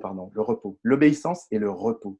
Je me dis, mais quel rapport entre le repos et une armure, quoi? Je ne comprenais pas. Et pour en revenir à l'épée, L'épée, c'est l'épée de l'esprit, c'est la parole de Dieu. Cette épée, c'est la parole de Dieu. Et la force de la parole de Dieu dépend de celui qui l'a créée, c'est-à-dire le Seigneur lui-même. Autrement dit, quand toi ou quand moi, on brandit la parole pour contrer les mensonges et les manœuvres du diable, nous dépendons ou nous nous appuyons sur le Seigneur pour que l'épée de l'esprit, qui est la parole de Dieu, produise tout son effet. Je répète, quand toi et moi, nous brandissons la parole pour contrer les mensonges ou les manœuvres du diable, nous dépendons ou nous nous appuyons sur le Seigneur pour que l'épée de l'esprit, qui est la parole de Dieu, produise tout son effet. C'est-à-dire qu'en fait, tu la brandis, mais tu comptes sur la grâce de Dieu. Tu comptes sur Dieu lui-même qui est dans sa parole. Donc en fait, ça veut dire que tu te reposes sur Dieu. Et voilà le repos. Je ne comprenais pas où était le repos. Mais cette épée, voilà, merci, j'ai oublié de te demander, effectivement, c'est exactement ça. Quand toi ou moi nous brandissons cette parole, en fait, nous nous reposons sur Dieu. Hébreux 4, 11 et 12. Il y en a qui ont déjà pensé à ce passage, qui le connaissent, plutôt d'autres qui vont le découvrir. Efforçons-nous donc d'entrer dans ce repos, faisant en sorte qu'aucun de nous ne tombe en refusant d'obéir comme nos ancêtres. Alors, lisez le contexte, vous comprendrez, mais c'est un passage qui parle essentiellement de repos. Et voilà le verset 12.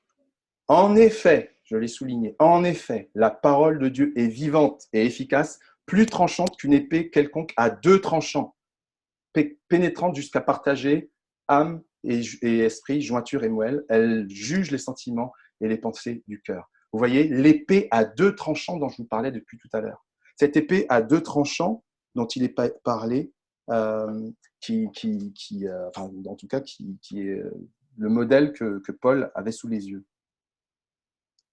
Tu remarques, comme moi, qu'on parle de repos et d'épée dans le même passage. Alors, je ne vais pas tout détailler, je ne peux pas, ça nous amènerait trop loin et puis ce serait même hors sujet. Mais je t'invite vraiment à lire ce texte de Hébreux 4, à le lire, à le méditer, à demander au Saint-Esprit de te montrer.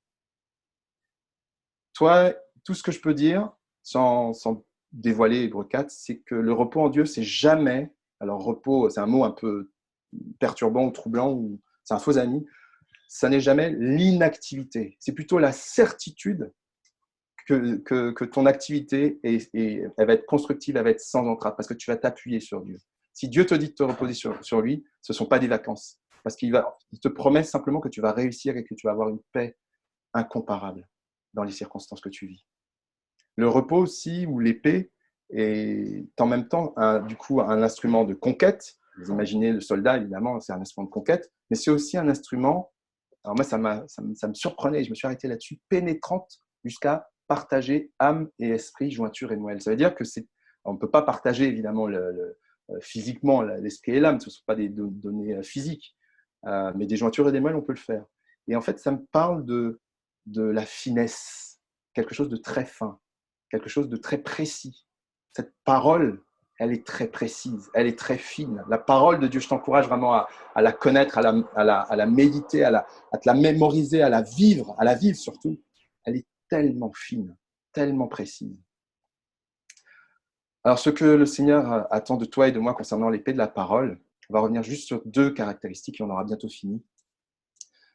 C'est que, je disais tout à l'heure que le soldat, en fait, il avait besoin d'une arme, soit entre 600 grammes et 1,5 kg, une arme qui était très maniable, qui était légère, qui n'était pas trop longue, etc.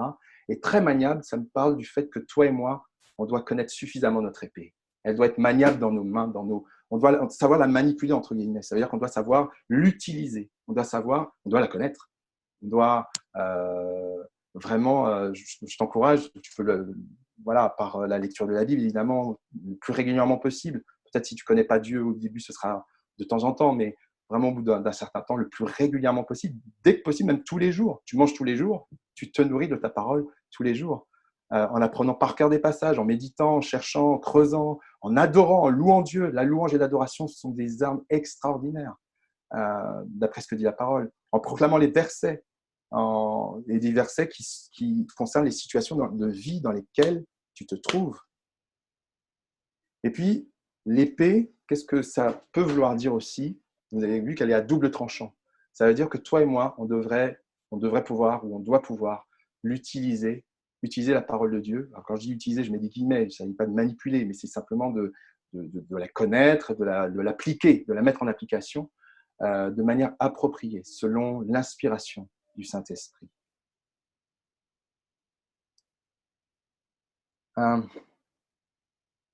Je vous renvoie à l'épée du jugement de Salomon. Je ne vais pas vous le raconter malheureusement, mais prenez juste la référence, je vous la donne.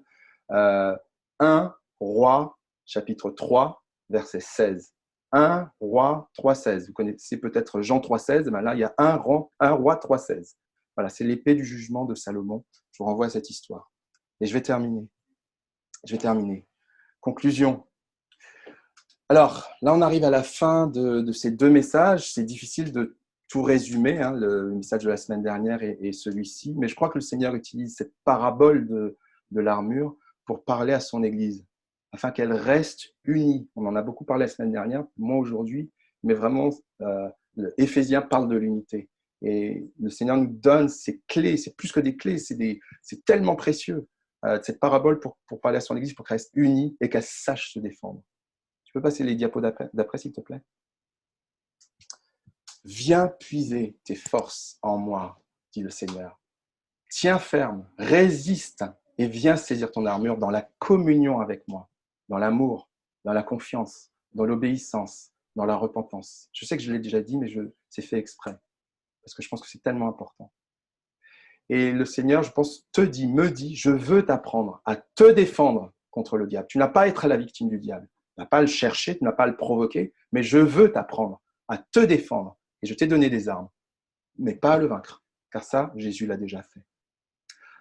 Alors, ce matin, en intro, on s'est posé une question, on s'est dit aujourd'hui, mais dans tes combats personnels, tes relations, tes relations avec les autres, avec Dieu, qu'est-ce que ça veut dire tout ça? En fait, on s'est rendu compte de plusieurs choses. On s'est rendu compte que cette armure te demande, ou cette parabole te demande de mettre en premier la vérité, comme une ceinture. La vérité, c'est Jésus-Christ. Elle te demande de manifester la justice, cette cuirasse de la justice envers tous, car tu es justifié par la foi en Jésus-Christ. Elle te permet d'être un témoin avec des chaussures pour aller de l'avant, pour manifester cette vie, cette guérison. Non, après, merci. Voilà.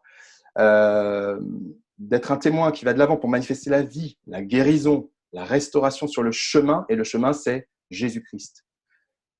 Elle te permet de t'appuyer en permanence sur ta foi, ton bouclier. Mais ta foi, elle s'appuie en Jésus-Christ, qui est la parole.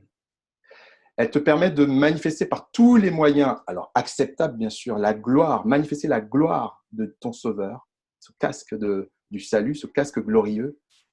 Mais ton Sauveur, c'est Jésus-Christ. Elle te permet de te reposer sur sa parole, l'épée qui s'est faite chair en la personne de Jésus-Christ. Tout nous rapproche, tout nous ramène à Jésus-Christ. Ces 6 éléments révèlent l'œuvre parfaite et complémentaire de Dieu à travers Christ.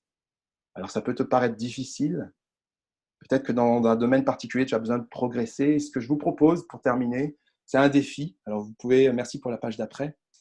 Ce que je vous propose, c'est peut-être de le faire à distance ou d'appeler quelqu'un, un ancien, ou un responsable, ou quelqu'un de l'église, peu importe, dans ton groupe de maison, dans ton entourage, pour prier avec toi si tu as un problème. Alors prenez peut-être cette page en capture d'écran si vous le souhaitez. Voilà, si tu as un problème pour dire la vérité ou pour vivre dans la vérité, la première arme. La deuxième arme, tu te rappelles, c'était sur la justice, la cuirasse de la justice. Si tu vis dans la condamnation permanente pour toi, pour les autres, tu as besoin de prière. Voilà. Je t'invite à vraiment prendre le temps de prier pour ça, à cibler tes prières là-dessus. Si tu n'arrives pas à être un témoin par ta vie ou par ton expérience autour de toi, d'être celui qui a ses chaussures du zèle de l'évangile de paix, voilà. On ne va pas prier ce matin, je pense que je vais m'arrêter, mais voilà, cherche quelqu'un pour prier avec toi sur ce sujet-là. Si tu doutes, là on est sur le bouclier de la foi, si tu doutes sans cesse, tu n'arrives pas à te référer à ta Bible parce que tu as du mal à la lire, à la méditer, à la mémoriser, à la mettre en pratique, si tu doutes, si tu as une faille dans ton bouclier de la foi, prie pour ça, c'est important, ça fait partie de ton armure. Si tu n'es pas encore sauvé, tu as des doutes sur ton salut, le casque du salut, et que tu donnes la gloire à d'autres personnes qu'à Dieu, voire même à toi-même, eh bien voilà, demande la prière aussi. cherche la prière. Trouve un allié dans la prière ou des alliés dans la prière. Si tu n'arrives pas à réellement faire assez confiance à Dieu pour te reposer sur lui ou sur sa parole, eh bien voilà, cherche aussi un allié dans la prière. Et là, on est sur l'épée de l'esprit, la parole de Dieu. Voilà, j'en ai presque fini. Méditez, réécoutez ces passages. Ils seront enregistrés, ils sont en ligne très bientôt. Ils vont servir aux groupes de maison qui ont lieu cette semaine à partir de demain. Ça va être des bases d'échange pour aller plus loin, pour approfondir, pour partager vos expériences. Et je voudrais vraiment vous laisser avec le verset suivant, parce que là, on était sur Éphésiens 6, 14 à 17, mais le verset 18 est une pure bénédiction. Je l'ai pris dans la version, c'est Parole vivante. Demeurez en communion avec l'Esprit par une prière persévérante, la prière. Car l'efficacité de ces armes dont on a parlé dépend d'une intercession qui ne se relâche point. Merci à vous. En tout cas, j'en ai fini pour ce matin et que le Seigneur soit béni. Seigneur, vraiment merci de bénir ta parole, de toucher les cœurs, d'agir, de te manifester puissamment, Seigneur, et de nous donner d'être solidement armés et vraiment attachés à toi dans la communion, dans l'amour avec toi. Et merci pour tout ce que tu dis à ton peuple et ce que tu vas nous permettre d'avancer, d'aller plus loin avec toi, que toute la gloire te revienne. Amen. Merci Georges pour la prédication. C'est très riche. Il y aura moyen de développer ça dans les groupes de maison. J'aimerais vraiment vous encourager, vous inviter tous à vous rendre dans un groupe de maison cette semaine. S'il vous plaît, ne négligez pas les groupes de maison. On n'a pas d'autres moyens aujourd'hui pour approfondir nos relations et la parole de Dieu que de fréquenter régulièrement un groupe de maison. Donc, on le fait. Voilà, personnellement, on approfondit la parole de Dieu, mais en même temps, on a aussi besoin de le faire à plusieurs. Et surtout, on a besoin de développer les relations. Donc, c'est la place de tout chrétien d'aller dans un groupe de maison. Donc, je ne peux pas faire autrement que de vous motiver, de vous stimuler, de vous pousser à fréquenter un groupe de maison. Donc, par Zoom, vous avez reçu tous les liens.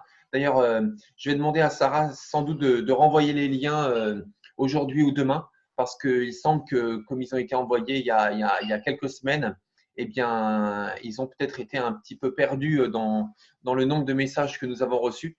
Mais participez à votre groupe de maison et vous allez creuser le sujet cette semaine. Je ne peux pas faire autrement que de vous le demander, parce que c'est normal pour un chrétien de participer à un groupe de maison. On en veut plus que simplement participer à un culte. On veut aller plus loin dans les relations et dans la parole de Dieu. Donc voilà, merci Georges encore pour ces 2 prédications. Merci pour tout le travail aussi que tu as fourni. Tu nous as permis de creuser ce sujet de l'armure du chrétien, être bien équipé pour tout affronter. Voilà, je vais laisser la place tout simplement à Sarah pour les annonces. Donc Sarah, voilà, c'est à toi de jouer. Merci Philippe. Merci à toi Georges, en effet, de nous rappeler que nous sommes très bien équipés de la tête aux pieds. Je kiffe énormément les sandales en règle générale, donc là du coup, je verrai plus mes sandales de la même manière. Donc elles sont même une arme, alors c'est génial. Blague à part. Mais vraiment merci à Dieu qui nous connaissait tellement.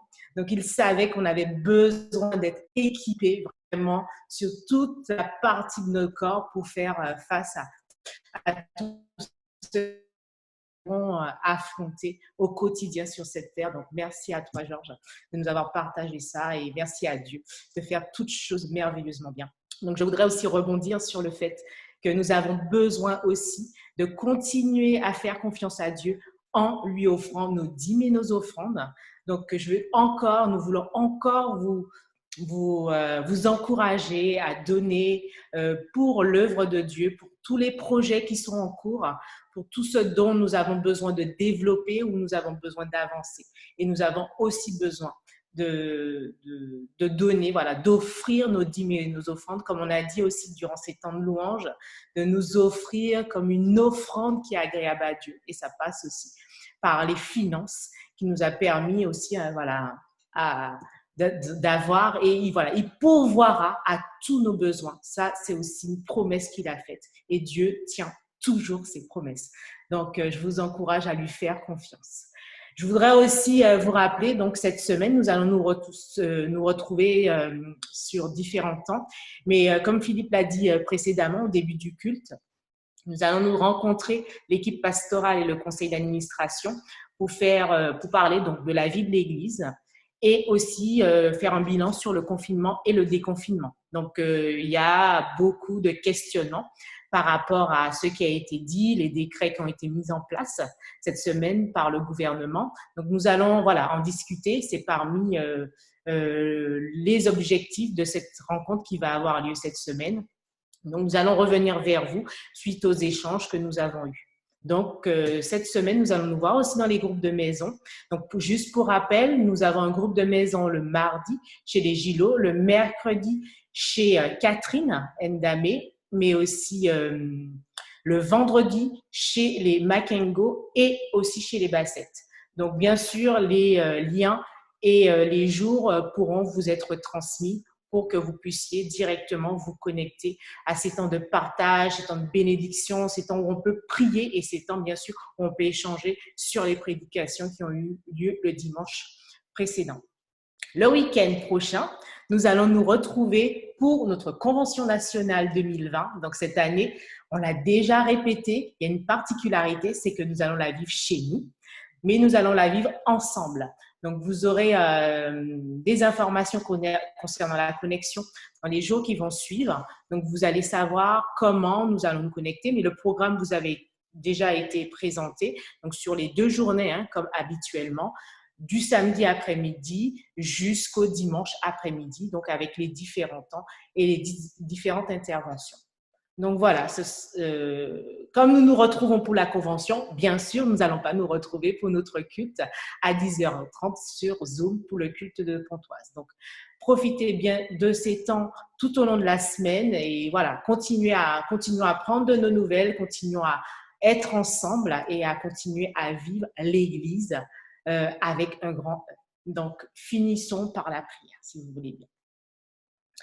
Merci Seigneur pour ta fidélité, merci pour toutes ces armes qui sont offensives. C'est vrai, tu as déjà fait le plus grand en envoyant Jésus-Christ sur la croix qui a accepté de vivre ces temps de souffrance, mais qui nous apporte la victoire, qui nous apporte la vie. Donc, on n'a plus à se charger de ça. On a juste, mais vraiment juste à croire, à nous confier en toi et à croire que tout ce que tu as fait pour nous jusqu'à aujourd'hui est possible, est vrai, et que tu veux au-delà de ce que nous pouvons ressentir dans ces temps qui peuvent soit être troubles, soit paniquants ou inconnus, que nous sommes dans une certitude. Nous savons où nous allons parce que tout est accompli. Alors, merci de nous aider à nous doter de toute cette armure au quotidien et à vaincre toutes les flèches enflammées de l'ennemi parce qu'il n'a rien, mais vraiment rien qui est possible pour nous vaincre parce que tout est déjà accompli. Alors, je te remercie. Nous voulons te remercier pour qui tu es, pour ce que tu fais. Merci parce que nous avons pleinement la victoire en toi et nous sommes pleinement assurés de notre quotidien. Quel que soit qu'il est, quel que soit ce qui pourrait se faire, tu es là et tu seras toujours là. Alors, bénis cette journée, bénis le reste de cet après-midi, bénis la semaine qui s'annonce et que toutes les victoires que nous allons vivre, nous puissions les puiser en toi, toutes les journées, tous les combats que nous allons vivre, nous puissions puiser en toi pour avoir la pleine victoire en toi. Gloire, puissance te soit rendue parce que tu es Dieu, Dieu sur son trône et personne ne peut le détrôner. Nous te glorifions, nous t'exaltons en ton nom. Amen. Bonne journée, bonne semaine, restez bénis. Oui, je crois à la vie éternelle, je crois que d'une vierge il est né, je crois à la communion des saints et en ta sainte Église. Oui, je crois à la résurrection quand Jésus reviendra. Car oui, je crois dans le